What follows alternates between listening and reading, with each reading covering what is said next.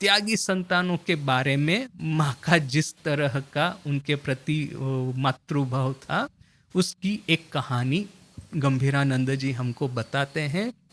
बड़ी ही फेमस कहानी है।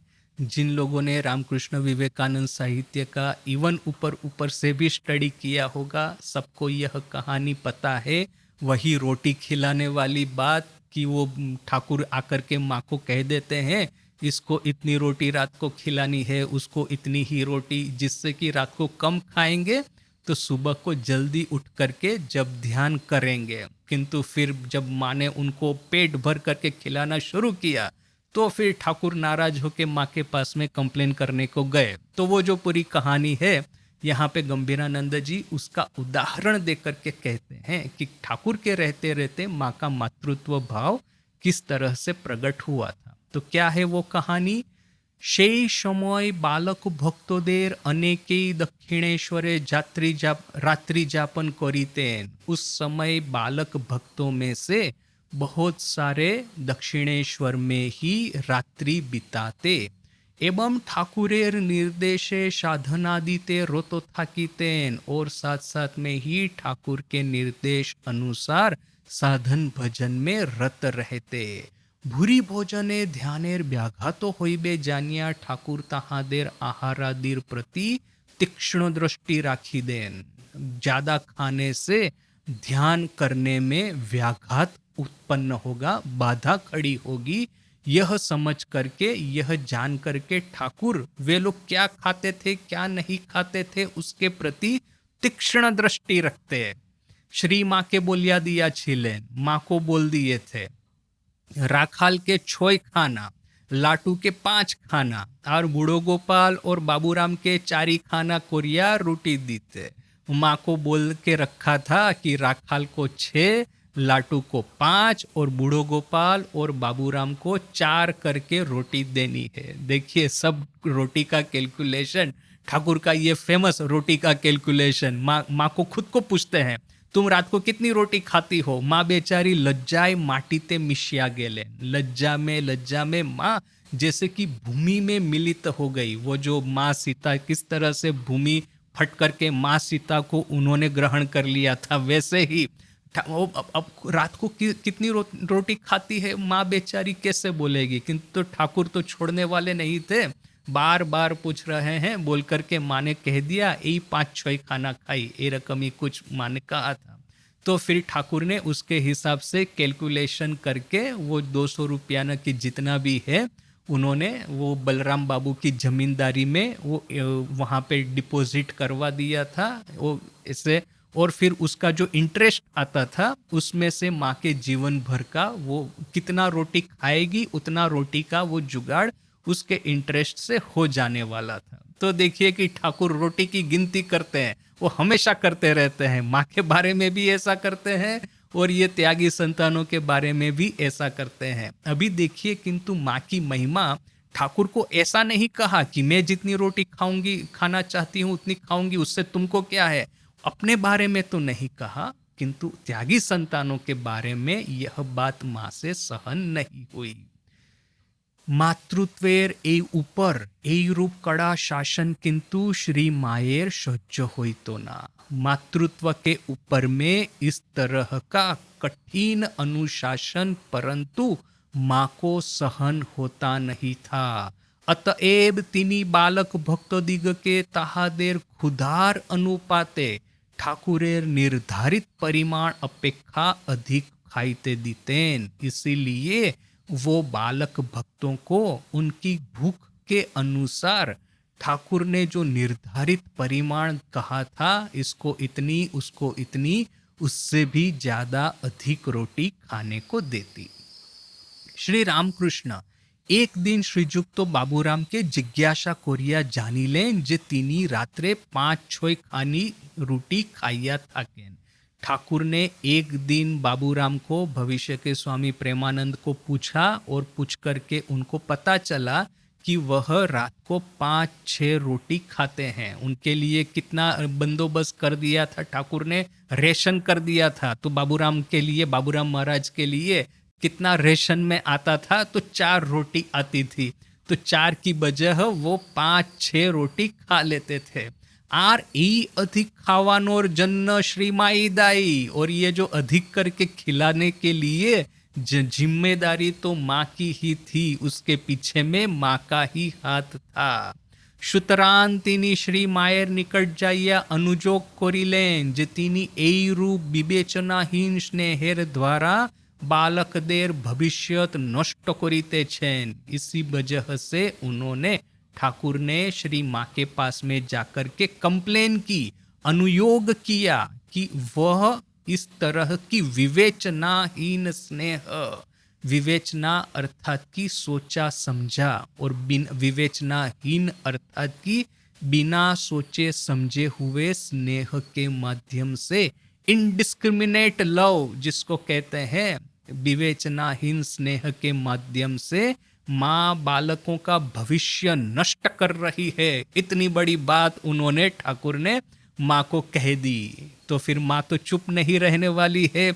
जहाँ तक खुद की रोटी का प्रश्न था तो बेचारी ने सब कुछ चुपचाप सुन लिया, किंतु अभी तो यहाँ पे अपने बच्चों के लिए रोटी का प्रश्न है, तो यहाँ पे तो माँ चुप नहीं रहेगी।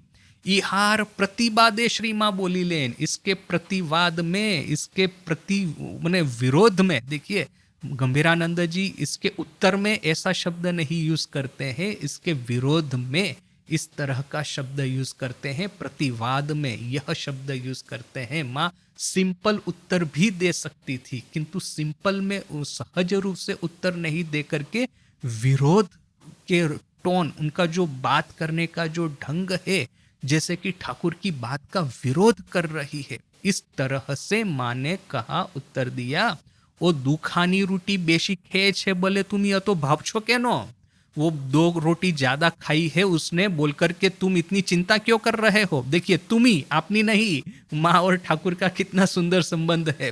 ठाकुर माँ को कभी तुई नहीं कहते थे, अर्थात कि वो बंगाली में पता है ना, आपनी तुमी तुई, अर्थात कि आपनी अर्थात कि आप, तुमी अर्थात कि तुम, और तुई अर्थात कि तू। जैसे छोटा बच्चा होता है उसको बोलेंगे क्या कर रहा है तू, और फिर कोई अपना जो समवयस्क होगा, बंधु होगा, उसको हम कहेंगे तुम क्या कर रहे हो, और कोई वृद्ध होगा, वडील होगा, तो उनको कहेंगे आप क्या कर रहे हैं। तो फिर ये ठाकुर कभी, यूजुअली ऐसा कभी कभी जनरली होता ही होगा कि पति जो है अपनी पत्नी को इस तरह से तुई करके पुकारता होगा, किंतु ठाकुर माँ का इस तरह से अपमान कभी नहीं करते थे, तुमी ही कहते थे, तुई कभी नहीं कहते थे। और माँ भी ठाकुर को बिना मतलब सर के ऊपर में चढ़ा करके नहीं बैठती थी कि सब समय आपनी आपनी, आप ऐसा नहीं, तुमी यानी कि दोनों एक दूसरे को तुमी करके पुकारते हैं, तुम करके पुकारते हैं, विच इज वेरी इंटरेस्टिंग।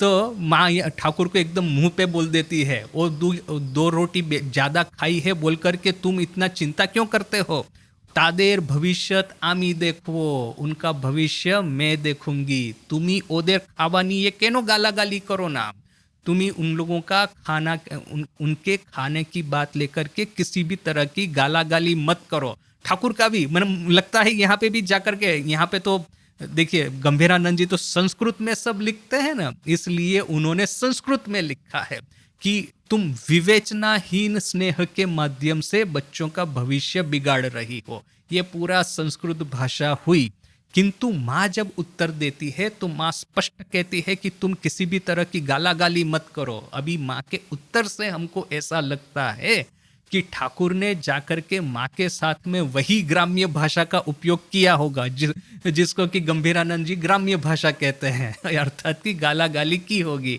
तो माँ ने स्पष्ट उत्तर दे दिया, तुम्ही ओदेर खाबा नहीं कोनो गालागाली करो ना, तुम उनका खाने की बात लेकर के किसी भी तरह की गालागाली मत करो। जब ऐसा माँ ने स्पष्ट बोल दिया तब क्या हुआ, श्री रामकृष्ण आर द्विरुक्ति ना कोरिया, मने मने सर्व विजयिनी मातृत्व शक्ति के सम्मान प्रदर्शन पूर्वक तखनई स्मित बदने से स्थान होते विदाई ले लेन।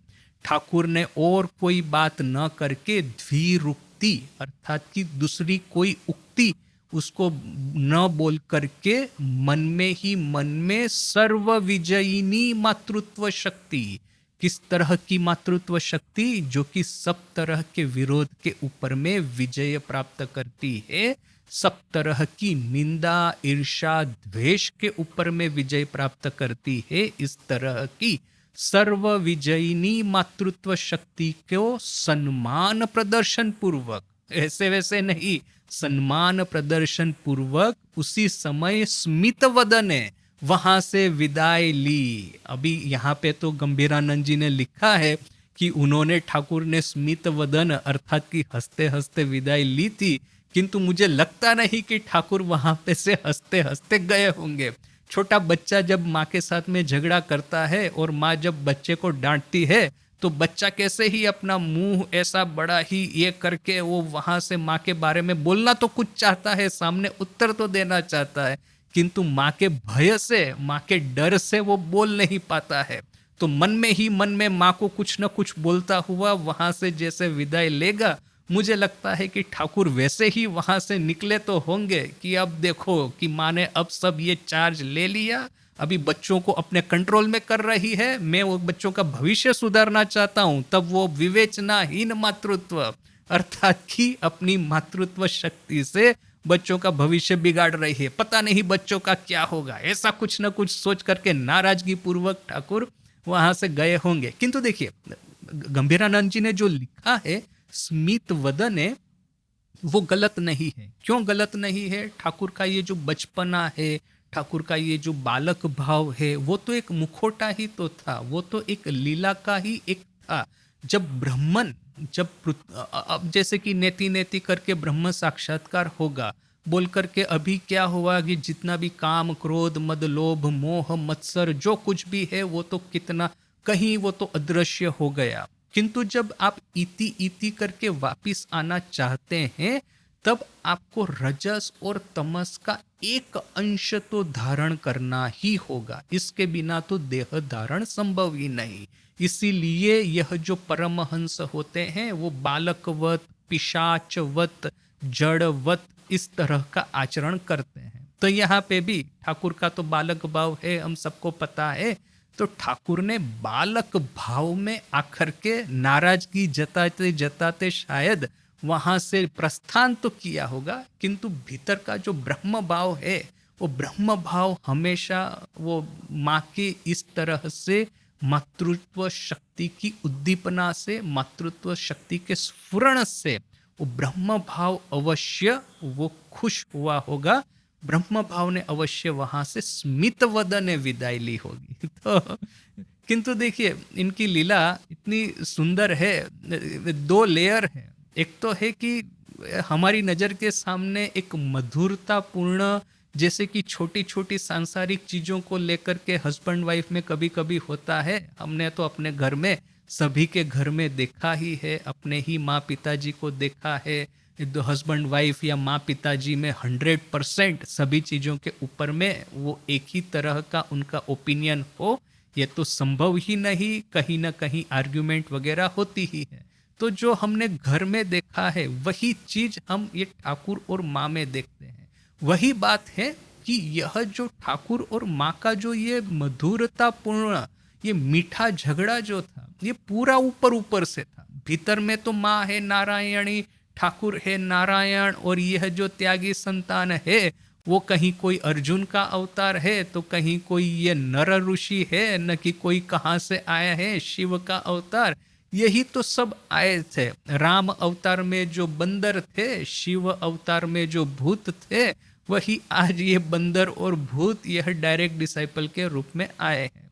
तो 10 रोटी खाए ना कि 1 रोटी खाए, इससे फर्क कुछ नहीं पड़ता है। किंतु देखिए कि हमारे हृदय की तृप्ति के लिए यह पूरी लीला इन्होंने रची है।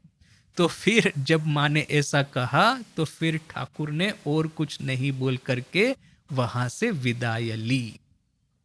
श्री माँ स्वेच्छाय स्वीय भावी कर्म क्षेत्रे प्रवेश करीते छेन देखिया ठाकुर निश्चय से दिन आनंदित होइया छिलेन।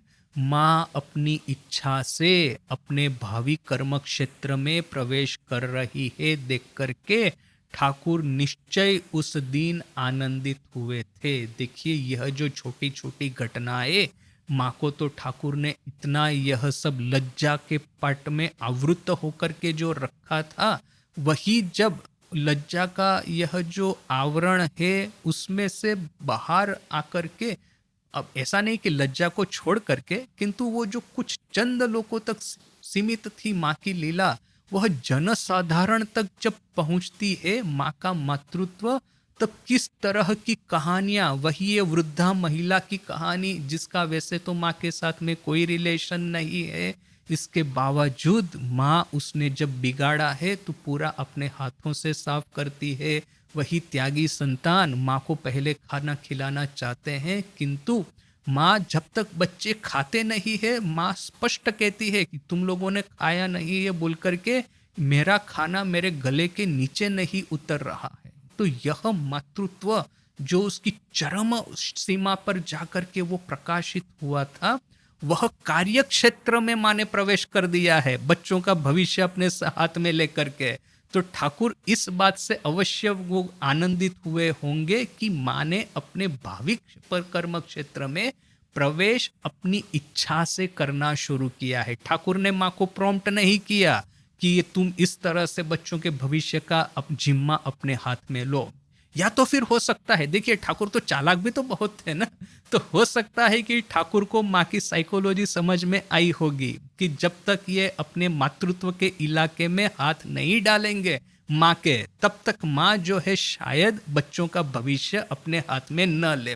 तो हो सकता है कि इसीलिए ठाकुर ने कैलकुलेशन करके प्लान करके यह सब त्यागी संतानों को माँ के पास में भेजा होगा रात का खाना खाने के लिए, और सब प्लान करके ही प्री प्लान्ड उन्होंने माँ को यह सब कहा होगा कि इसको 6 रोटी, इसको 5 रोटी, इसको 4 रोटी।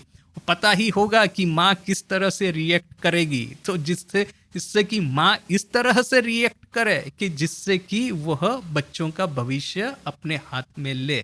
तो हो सकता है ठाकुर ने प्लान भी किया होगा, हो सकता है कि यह सब, और वैसे तो पता ही तो है कि ठाकुर को प्लान करने की वैसे अपने से ऐसी कोई जरूरत नहीं थी। वैसे तो माँ काली ही सब ठाकुर और माँ के माध्यम से सब कार्य करवाती थी। तो माँ काली का प्लान हो, कैसे भी हो, देखिए अनंत संभावनाएं है। जितना चिंतन करेंगे उतना ही इसमें से मधुरता पूर्ण यह भाव निकलता ही रहेगा। किंतु बात वो जो गंभीरानंद जी आखिर में जो कहना चाहते थे, माँ के मातृत्व का प्रकाश जो है वो धीरे धीरे ठाकुर के रहते रहते ही प्रारंभ हो गया था।